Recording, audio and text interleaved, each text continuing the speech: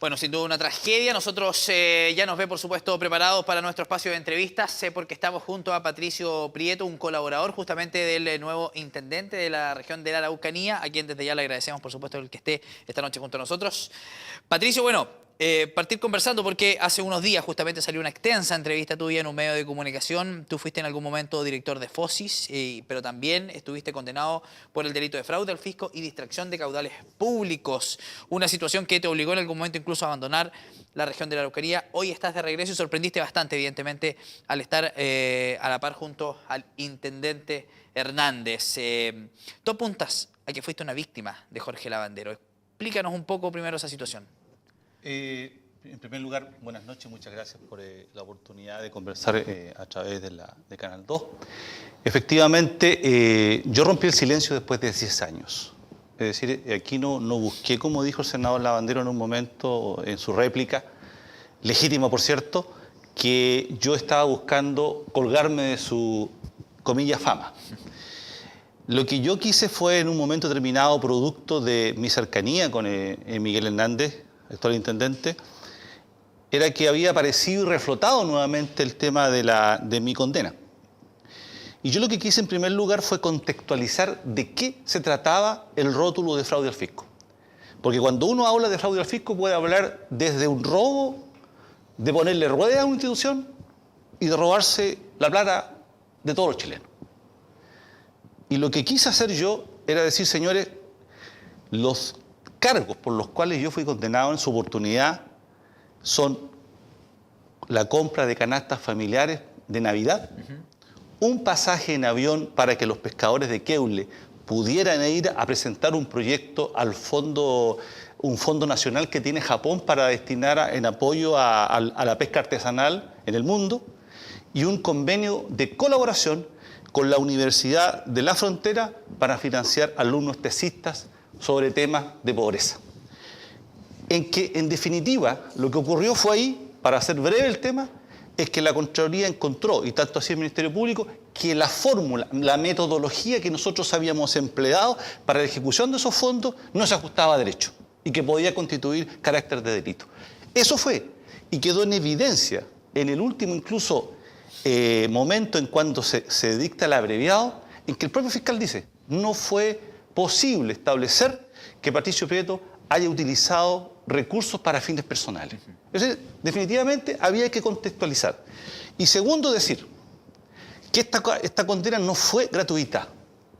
Esto estuvo en un contexto que mirarlo con los ojos del presente probablemente no se entendería. Pero en ese momento a Jorge Lavandero le dijeron sus testaferros más cercanos que nosotros, junto a Alejandro Arellano, Blanca Veró, Patricio Prieto, éramos los denunciantes, éramos los que los estábamos incriminando en los delitos por los cuales él finalmente terminó condenado. De tal manera que eso, además, queda registrado en los expedientes de la Contraloría y del Ministerio Público, donde queda en evidencia que él formuló las denuncias en contra nuestra. También se suman, sí, otros parlamentarios. Hay parlamentarios de Renovación Nacional dentro de la denuncia. No, pero eso fue de posterior. Claro, fue posterior, fue producto de que el senador Lavandero esto lo ventiló públicamente en la Cámara, en el Senado, y que lo hizo público.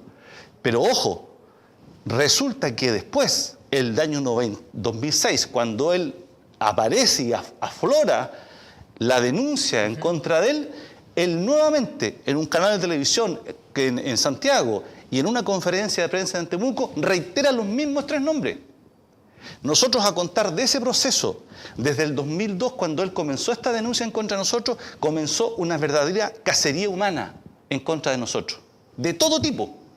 Yo siempre supe que probablemente yo no iba a salir limpio de esta cuestión, porque la forma en que se me atacó, se habló de 600 millones de pesos, de una cantidad de dinero impresionante. Tú apuntas a tres errores administrativos claros. Esos tres errores en temas económicos, el monto que tú apuntas no supera los 3 millones de pesos, si no me equivoco, es aproximadamente 2 millones y medio. Yo diría que son 200.000 pesos porque la mayoría de la plata se reintegró.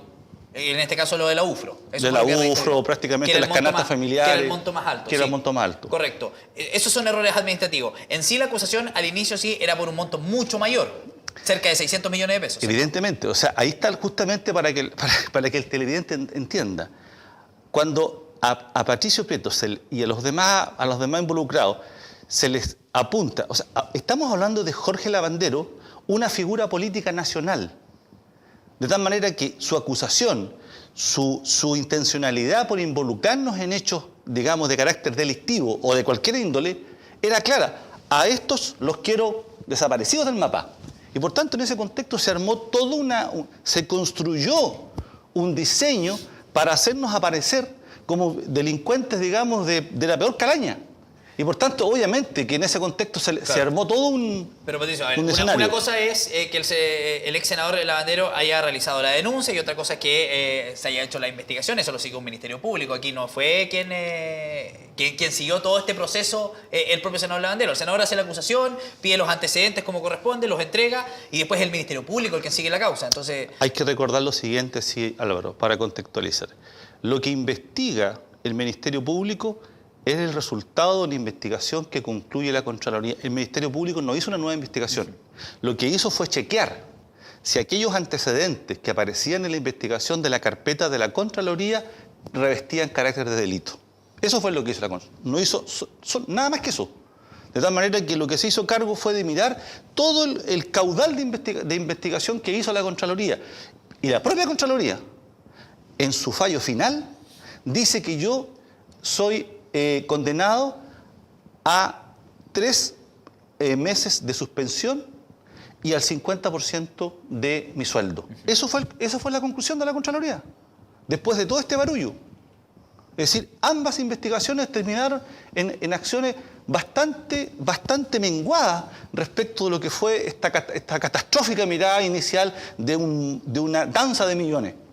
¿Nunca hubo distracción de caudales públicos a campañas políticas durante tu gestión como director de FOSIS? Lo que tengo que decir, y me remito estrictamente a lo que dicen las investigaciones tanto del Ministerio Público como de Contraloría, que no hubo. Que después yo fui investigado absolutamente, o sea, fui investigado durante 2 años. De tal manera que claramente no se logró acreditar, desde mi punto de vista, tengo la conciencia absolutamente tranquila respecto de que el hecho. No se logró acreditar. Y, por ejemplo, las acusaciones en contra de Blanca Verón, que se apuntaba que tenía 3 sueldos en ese entonces. Bueno, ese es otro hecho. Mire, yo le quiero decir, para que lleguemos digamos, al nivel de demencia de esta denuncia, quien trabajaba en el FOSIS era la hermana de Blanca Verón, Jimena, que obviamente tiene el mismo apellido. Claro. Entonces, ¿puede usted entender cuál es el nivel de confusión del senador respecto a su denuncia? Respecto, bueno, me imagino que pudiste leer un poco las palabras que dio justamente el senador Lavandero hace solamente unos días. Él dice que tú estás tratando de surgir a costa de él. Bueno, lo reitero, mi denuncia, mi aparición, se debe a un emplazamiento que hace algún sector de la prensa. Y después de 10 años. Tú comprenderás, no era intención tuya entonces tú tener comprenderás este tipo que nadie aparece colgándose de nadie después de 10 años, y menos de la figura de él, que hoy día está cuestionada. ¿No hay problema en tu rol como asesor, como colaborador del intendente respecto a esta condena que tuviste el año 2000? Mire, yo en definitiva lo que hago y lo que he hecho ha sido un nivel de colaboración en el nivel de amistad que me une. No hay un contrato de por medio. No, yo soy cientista político. Yeah. Tengo una experiencia dilatada en ciertas materias, de tal manera que hemos conversado sobre distintas temáticas y ciertas cosas con el intendente, objeto de sugerirle cierta mirada respecto al tema, sobre todo el conflicto mapuche. Pero ¿cómo se puede ver esta colaboración diaria con horarios extensos sin un pago de por medio? ¿O hay una relación ahí personal, quizás que el propio intendente sea quien pague de manera personal? No hay tema de... Si tu pregunta apunta si hay temas de honorario, naturalmente que no lo hay. De tal manera que aquí uno hace lo que hace una colaboración, eso hace un aporte desde el punto de vista intelectual. Respecto básicamente a toda esta situación, tú bien lo dices, fue una pregunta que aparece en los medios de comunicación, te comienzan a preguntar y aquí viene tu idea de dar, de cierta forma, de romper el silencio, como tú dices al principio de esta entrevista. Pero, ¿cómo se entiende este romper el silencio ahora, 10 años después? Tú vuelves a Temuco no ahora, tú estás hace bastante tiempo acá en la zona. Yo no estuve ligado a la política en los últimos años. No estuve ligado a lo público, estuve ligado a lo privado. Es los medios de comunicación quien dicen si indican a un amigo, el intendente, el colaborador del intendente tuvo esta historia. Pero como lo digo yo, y lo reitero, Lo que quise poner fue en contexto cuáles fueron las circunstancias, cuál es el tipo, el tipo penal que se dio, por qué se dio, por qué se generaron esas condiciones. Porque yo he formulado esta pregunta en otros medios. ¿Ustedes creen que producto de la celebración de una Navidad de los funcionarios, de la compra de un pasaje o de un convenio de tesis, pero es que a eso... se condenaría hoy día a algún funcionario público? Lo más probable es que sería un reparo, un reproche administrativo en que lo que se pediría es que se reintegren los fondos. Por eso hay que entender el contexto histórico en que se dieron estos hechos. Hoy día probablemente con la madurez que hoy día tiene la institucionalidad, hoy día con la independencia que tiene mayor naturalmente de los poderes del Estado que antes, esto probablemente tendría otra mirada. Por eso es que era necesario poner esto y retrotraer la historia y hacer una verdad histórica respecto a este hecho. Y Pero eso esos tres errores administrativos. Pero por supuesto que los reconozco. Por supuesto, probablemente hubiésemos hecho las cosas mejor. Esto no estaríamos contando esta dramática historia, esta dolorosa historia. No solamente para mí, sino que para mi familia. De tal manera que, naturalmente, uno tiene que tener la humildad suficiente para decir, mire, claro que pudimos haber hecho las cosas de manera mejor. Claro que pudimos haber sido más rigurosos. Por supuesto que si yo volviera al pasado, naturalmente las cosas las haría de otra manera. Pero la historia está construida de esa manera. Está el hecho, está el contexto histórico, está Jorge Lavandero en su empecinamiento enfermizo de intentar buscar culpables para condenar y para silenciar, para impedir, según él, de que los hechos por los cuales fueron condenados finalmente tuviesen, digamos, un carácter de condena como lo tuvo. ¿Y era real eso de que ustedes eran las personas que lo estaban...? Mira, yo quiero ser muy sincero en este aspecto. Yo creo que hay momentos en la vida en que uno tiene que tomar posiciones y decisiones políticas y también morales. Yo en un momento determinado lo que planteé fue que, mire, aquí hay ciertas conductas de personas que me parece que es conveniente que se investiguen. ¿Dónde lo planteaste? Lo planteé donde correspondía, a nivel de la investigación formal que existía, porque fui consultado. Porque naturalmente que si Lavandero me sindica como uno de los denunciantes, naturalmente la justicia me iba a preguntar. Claro. Y yo lo que le dije, mira, aquí me parecen ciertas cosas que es bueno que se investiguen. Porque, Álvaro, si existe la sola duda que un niño esté en riesgo, yo creo que por lo menos yo no me pierdo. No me pierdo. Y lo hago. La misma situación le ocurre con las otras dos personas. Entonces también fueron interrogadas en algún momento y también corroboraron esta denuncia. Yo hablo por mí. Yo hablo por mí. Ellos han guardado un silencio más extenso que yo, puesto que esta situación que nos ocurrió en ese momento histórico, fue muy dramática. Yo hoy día puedo hablar, porque hoy día tengo la tranquilidad, la serenidad, la estabilidad emocional para contarte esto lo que nos pasó. Probablemente hace 5 años atrás rompería en llanto y no sería posible hacerlo. Hoy día, con tu regreso al mundo político regional, ¿cómo ves justamente la política de ahora, de 10 años después? Me imagino yo es bastante distinta. Esta suerte de casa de brujas que quizás se dio en su momento, como tú lo apuntas, ¿se está dando ahora en algún ámbito o ahora la política es más tranquila, es más de caballeros? ¿Qué está pasando? Yo creo que la política hoy día, a diferencia de los tiempos que se vivía con mucho más intensidad, y que a veces se sobrepasaban los límites, y que muchas veces, no solamente en este tema, sino que se sobrepasaron los límites en muchos momentos. Le falta a esta política de hoy, le falta más corazón, pero sobre todo le falta algo más importante, le faltan ideas. Nosotros, la generación mía, la generación de los 80, luchó por reivindicar la democracia, por valores y principios democráticos. En ese momento no habían seremi ni jefe de servicio. Ni parlamentarios. Nosotros luchábamos por recuperar la democracia, no sabíamos si íbamos a llegar vivos a la casa. Ese era nuestro desafío. Y de ahí en adelante la política comenzó a perder importancia, a perder gravitación. ¿Por qué? Porque se fueron las ideas. Hoy día no hay políticos que hagan discurso.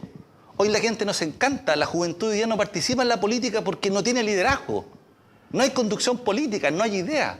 Ese es el problema en la política hoy día. Pero también muchos han hablado justamente de problemas como el que tú viviste, el tema de la malversación de fondos, toda esta crisis política también se ha visto enlodada justamente con con malos trámites al interior justamente de servicios públicos. O sea, ahí también no se reconoce, no se asume mea culpa respecto a ese tema. Pero es que también hoy día estamos hablando de la relación entre lo público y lo privado y el incesto hoy Por día ejemplo, en el también, dinero. claro. O sea, el tema Penta, Soquimich, no son solamente temas que tienen que ver con el Estado.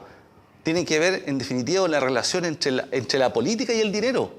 Y eso antiguamente, salvo casos, digamos, puntuales de corrupción que se denunciaron en su oportunidad y que se sancionaron, esas cosas no se conocían. Hoy día tenemos una relación muy incestuosa entre la política y el dinero y que obviamente tiene que ver con esta pérdida de sentido de la política, del sentido de servir, del sentido de la política de ideas, de la construcción de proyectos colectivos. Hoy día, ¿qué es lo que pasa? Es hoy día una lógica del poder y del individualismo extremo. O sea, aquí cada actor político lo que busca es instalarse, es ganar votos, es conquistar espacio. ¿Y para qué? La pregunta es ¿para qué? Ese es el tema. Tú dices en tu entrevista en Diario Austral que no existe, de cierta forma, no hay rencor con el senador Lavandero, pero en tus palabras se escucha algo totalmente opuesto. No. Yo lo que estoy haciendo es colocando en contexto las cosas. Fue lo que ocurrió porque los hechos históricos así lo indican. Aquí hubo una carpeta investigativa donde él señala con nombre y apellido, con argumentos bastante antojadizos, quiénes son los que probablemente hay que entrar a ajusticiar. No lo estoy diciendo yo, lo dicen las investigaciones. De tal manera, pero otra cosa, llevado al día de hoy, cuando la periodista me consulta y me dice, usted hoy día tiene afán de revancha, le contesto, no lo tengo. Yo hoy día tengo la tranquilidad, tengo una paz en este aspecto interior, lo digo con mucha poca arrogancia, que yo no busco una venganza, no hay odio en mi corazón, lo que probablemente ¿Intenciones de volver al mundo político? Yo le respondí algo a la periodista, le dije, es como preguntarle a Alexis Sánchez si le gustaría volver a jugar a fútbol. Yo creo que un político, lo que naturalmente le gusta, le encanta es la política. Yo desde niño abracé la política. Mi familia vinculada a la política. Toda mi vida prácticamente universitaria vinculada a la política. Naturalmente soy un animal político, pero ese animal político que lo que busca es construir un proyecto político. Y en eso naturalmente, desde donde sea, no importa si desde la trastienda, estar en la política para mí es mi vida, es el sentido, lo que le da mi vida. Por eso estás justamente colaborando hoy día con el intendente Hernández. Yo creo que va a ser un gran intendente.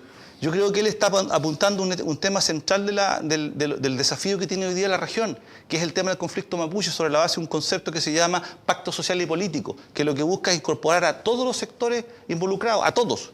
Y ese es el llamamiento que él ha hecho. Me parece que eso es interesante, novedoso. Él plantea una metodología de cómo enfrentar este tema, cuestión que anteriormente no se había visto en los otros intendentes. Y me parece que eso obviamente marca un hecho relevante dentro de este momento que está viviendo la Araucanía. Y yo creo que le va a ir bien, porque la gente en definitiva ha estado entendiendo que para poder dar un salto cualitativo respecto al conflicto mapuche, hoy día hay que sentarse a conversar con todos los actores, sin exclusiones. Perfecto. Patricio Prieto, entonces, colaborador del intendente Miguel Hernández, muchas gracias por haber estado esta noche. Muchísimas gracias por esta entrevista. Bueno, yo lo invito ahora al primer corte comercial de esta jornada. No se mueva así de nuestra sintonía, ya volvemos con más noticias.